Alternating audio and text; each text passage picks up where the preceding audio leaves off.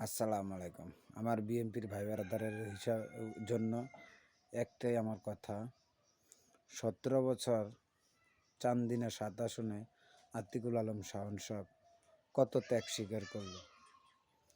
আর এখন আমরা কি কোনো দল আইয়া জুড়ের বাহানা দেই। জুড়ের বাহানা দিয়ে কি লাভ হবে ভাই?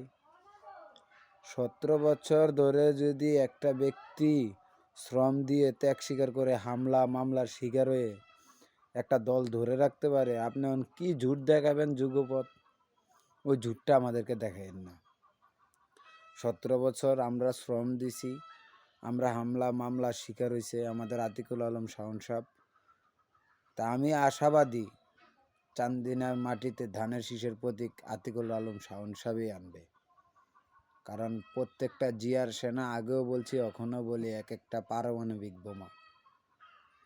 আর আমরা কোনো ঝুট পছন্দ করি না, আমরা সঠিকভাবে পছন্দ করি। যে শ্রম দিছে খাঁটি বিএমপিটাই আমরা পছন্দ করি।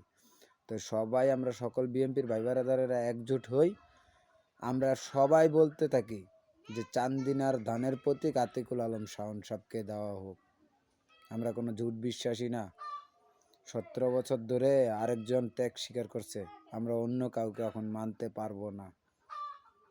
বুঝতে পারছেন? আমরা অন্য কাউকে মানতে পারবো না। আমরা শুধু বুঝি আতিকুল আলম শাওন ভাই, ধানের শীষের আর কোনো বিকল্প নাই। আল্লাহ হাফেজ।